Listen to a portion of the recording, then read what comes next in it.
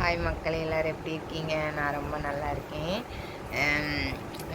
ஒருத்தங்க கமெண்ட்டில் கேட்டிருந்தாங்க, உங்களுக்கு வந்து அந்த கால் வீக்கம், அதுக்கப்புறம் மூட்டு வலி இந்த மாதிரிலாம் இருந்துச்சா அப்படின்ட்டு. எனக்கு வந்து இந்த கிட்னி ஃபெயிலியர் அப்படின்ட்டு 2024 அதில் வந்து ஜூன்லேயே கண்டுபிடிச்சாச்சு. அவ்வளோதான், ஜூன்லேயே கண்டுபிடிச்சாச்சு. ஆனால் இந்த கண்டுபிடிக்கிறதுக்கு முன்னாடி ஒரு வருஷம் 1.5 வருஷம் அந்த கேப்லலாம் எப்படி இருந்துச்சுன்னா, இப்படி சரிஞ்சு படுத்தோன்னு வச்சுக்கோங்களேன். இப்படி 2 மூட்டையும் ஒன்றுக்கு மேலே ஒன்று வச்சு இப்படி சரிஞ்சு தானே படுப்போம். அப்போ வந்து 2 மூட்டும் வந்து ஜாயிண்ட் ஆகும்போது ஒரு பெயின் இருந்துக்கிட்டே இருந்துச்சு பார்த்துக்கோங்க. நைட்டெல்லாம் படுக்க முடியாது, அந்த வலி இருந்துக்கிட்டே இருக்கும். அப்புறம் அவ்வளோ நேரம் படுத்துட்டு இப்படி கால் நீட்டினோன்னா ரொம்ப வலிக்கும், அந்த மூட்டு வந்து கால் நீட்டினோன்னா. அதுக்கப்புறம் எப்படிலாம் வலிச்சிச்சு. இந்த பெயின் வந்து எனக்கு ஒரு கொஞ்ச நாளாகவே இருந்துகிட்டே இருந்துச்சு. நான் யாருக்கிட்டையுமே சொல்லலை. அதுக்கப்புறம் வந்து நான் நினச்சிக்கிட்டேன், ஏன்னா எங்கள் அப்பாவுக்கும் இந்த மாதிரி மூட்டு வலி பிரச்சனை இருந்துச்சு, கை வலி, ஜாயிண்ட் வலியெல்லாம் பிரச்சனை இருந்துச்சு. ஒரு வேளை நம்மளுக்கு இப்போவே வந்துட்டு போகலன்ட்டு தான் நான் வந்து சரி என்னத்தை செய்ய, அதான் கஷ்டத்து மேலே கஷ்டம் வந்து இருந்துகிட்டு இருக்கு, இதில் ஒரு கஷ்டன்ட்டு போயிட்டே இருப்போம். இதுக்கு போய் அப்படின்ட்டு நான் வழியில் இந்த இது ஸ்ப்ரேலாம் வாங்கி அடிச்சிருக்கேன். அவ்வளோ வலிக்கும் பார்த்துக்கோங்க. ஒரு மூட்டுக்கு மேலே ஒரு மூட்டு வைக்க முடியல. அதுக்கப்புறம் அந்த மூட்டை வச்சு அந்த சைடாக படுத்துட்டு காலை நீட்டி படுக்கலாம் நேராக அப்படின்னா அவ்வளோ வலிக்கும். இந்த வலி வந்து இப்போ இல்லை, அந்த எப்போ நான் ட்ரீட்மெண்ட் எடுக்க ஆரம்பித்தேனோ அப்போ போயிட்டு ஏதோ மேபி ஒன்று அதிகமாக இருந்துச்சா, அதனால் இப்படி வலிச்சிச்சா என்ன இதுன்னு தெரியல. அந்த 1 வருஷம் 1.5 வருஷம் கேப்பில் வந்து அப்பப்போ அப்படியே இருந்துக்கிட்டே இருந்த மாதிரி இருந்துச்சு பார்த்துக்கோங்க. ரொம்ப வலிக்கும். அதுக்கப்புறம் கால் வீக்கத்தை பற்றி கேட்டிருந்தாங்க. கால் வீக்கம் எனக்கு இல்லை. அதாவது முன்னாடி வந்து ஒவ்வொருத்தருக்கு கால் வீக்கம் இருக்கும் பற்றியெல்லாம் நான் என்னைக்கு வந்து ட்ரீட்மெண்ட்டு டேப்லெட்டுன்னு போட ஆரம்பித்தேனோ அப்போ தான் எனக்கு கால் வீக்கம் வந்துச்சு. ஏன்னா நான் டாக்டரை போய் ஃபஸ்ட்டு டைம் பார்க்கும்போதே அவர் வந்து கண்ணுக்கு மேலே வீக்கம் இருந்துச்சான்னு கேட்டார். கண்ணுக்கு மேலேனா இப்போ எப்படி இருக்கோ இதே மாதிரி தான் இருந்துச்சு. அதுக்கப்புறம் வந்து காலில் வீக்கம் இருக்கான்னு தொட்டுலாம் பார்த்தாரு. காலில் வீக்கம்லாம் இல்லை, எனக்கு நார்மல் கால் எப்படி இருந்துச்சோ அதே மாதிரி தான் இருந்துச்சு. அதுக்கப்புறம் தான் வந்து வீக்கம் வந்துச்சு. இந்த டேப்லெட்லாம் போட்டு உங்ககிட்ட கூட அந்த இமேஜ் ஷேர் பண்ணியிருப்பேன், குண்டுன்னு கால் இருக்கும் பற்றியில் அப்படி தான். வீக்கம்னு நான் பார்த்தேன்னா, கால் வீக்கம்னு பார்த்தேன்னா வந்து பஸ்ஸில் ஒரு தடவை கோயில் திருவிழாக்கு அந்த 1 வருஷம் இதில் ஒரு தடவை கோயிலுக்கு போயிட்டு வந்திருக்கேன். அப்போ வந்து எப்போதுமே எனக்கு வந்து நைட்டு கால் வீக்கம் வராது. அதுக்கு கூட ஒருத்தவங்க ப்ரோட்டீன் கம்மியாக இருந்தால் கூட இப்படி வரோன்னு சொன்னவன்.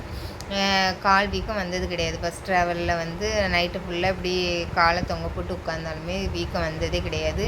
அந்த வருஷம் வந்து நான் செருப்பை கழட்டிட்டு பஸ்ஸில் இருந்திருக்கேன். அப்புறம் செருப்பு போடும்போது ரொம்ப டைட்டாக இருந்துச்சு. என்ன இந்தளவுக்கு கால் வீங்கியிருக்குன்னு சொல்லும்போது எங்கள் அம்மா சொன்னாவ, எனக்கே சுகரு இப்படி தான் கால் வீங்கும், அப்படி அதுவே தன்னால் வத்திரும் அப்படின்லாம் சொல்லியிருக்காங்க.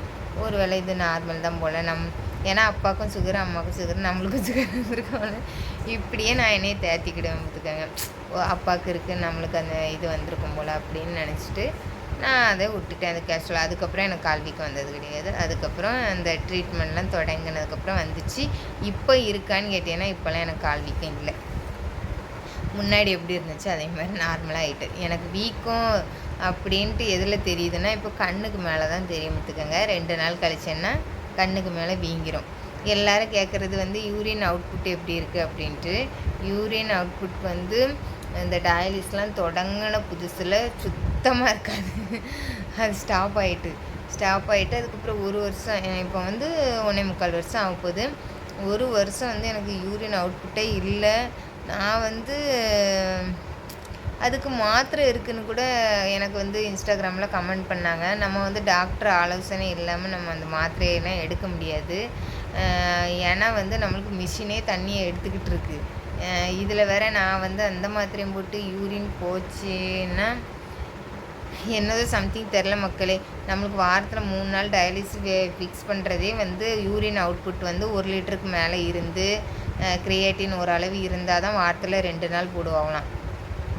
நம்மளுக்கு யூரின் அவுட்புட்டும் இல்லை, கிரியாட்டினும் 11 12 9 இப்படியே தான் இருக்குது. அப்புறம் எப்படி நம்மளுக்கு வாரத்தில் 2 நாள் போடுவாங்க. ஆனால் இப்போ நான் வந்து ரொம்ப தண்ணி கம்மியாக தான் போகிறேன். நேற்றுலாம் வந்து எனக்கு வந்து 700 ml வெயிட்டில் தான் போயிருந்தேன். 700 அதுக்கு போன வாரம்லாம் 400 ml கூட போயிருந்தேன். எனக்கு வந்து அதான் தண்ணி கம்மியாயிட்டுல, வாரத்தில் 2 நாள் போடலான்னா, நீங்கள் கிரியேட்டினை கம்மி பண்ணணுங்க. கிரியேட்டின் கிளியரன்ஸ் எப்படி இருக்குன்னு கேட்குறவ. சரி, நம்ம இப்போ வாரத்தில் 3 நாள் பண்ணால் நம்ம உடம்புக்கும் நல்லதுன்னு என்னையும் நானே தேத்திக்கிட்டு போகிறேன். ஆனால் ரொம்ப டயர்டாக இருக்குது. இப்போ என் கண்ணில் நீங்கள் பார்த்தாலே தெரிஞ்சிருக்கும். இப்போ தூக்கம் வர மாட்டேங்குது பார்த்துக்கோங்க. நைட்டு ஆனால் அப்படி நிறைய கவலைகள் மனசுக்குள்ளே ஓடிக்கிட்டு தூக்கமே வர மாட்டேங்குது. நேற்று நைட்டெல்லாம் தூக்கமே இல்லை. அவங்க கேட்ட கொஸ்டினுக்கு இதுதான் ஆன்சரு. இப்போ எனக்கு கால் வீக்கம் கிடையாது, அந்த மூட்டி வலி இல்லை, எதுவுமே இல்லை. ஆனால் இதுக்கு முன்னாடி வந்து அந்த மூட்டி வலி பிரச்சனையால் ரொம்ப படாத பாடுபட்டேன். அதாவது அந்த நைட்டு நேரத்தில் வந்து எனக்கு மூட்டு வலிக்கும். மற்றபடி நடப்பேன், வாங்குவேன், எல்லாமே பண்ணுவேன். ஆனால் நைட்டு ஒரு மூட்டுக்கு மேலே ஒரு மூட்டை வச்சு படுத்துட்டு சரி நம்ம நேராக கால் நீட்டி படுப்போம்னா அந்த மூட்டு வலிக்கும்.